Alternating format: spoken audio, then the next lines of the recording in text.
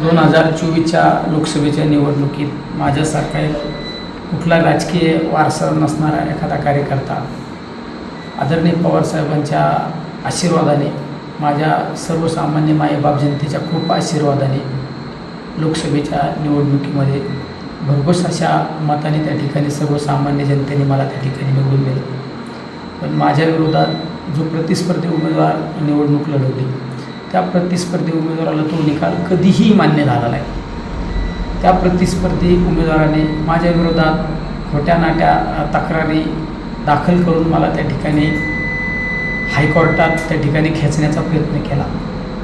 पण न्यायदेवता ही खऱ्या अर्थाने न्याय देण्याचं काम करीत असते. त्यामुळे आज न्यायालयाने जो निकाल दिला त्या निकालाचं खऱ्या अर्थाने मी तर स्वागत करतोच, पण माझ्या दक्षिण अहिल्यानगर मतदारसंघातील सर्वसामान्य मायबाप जनतेच्या वतीने त्या निकालाचं स्वागत करतो. ह्या सर्व न्यायालयीन प्रक्रिया पाडत असताना माझ्याबरोबर काही सहकार्यांनी प्रत्यक्ष अप्रत्यक्षरित्या त्या ठिकाणी मला सहकार्य करण्याचा प्रयत्न केला. सहकार्य केलं त्यांनाही धन्यवाद देतो. आणि न्यायव्यवस्था ही आजही अखंडितपणे अबाधित आहे हीच या ठिकाणी सांगू इच्छितो.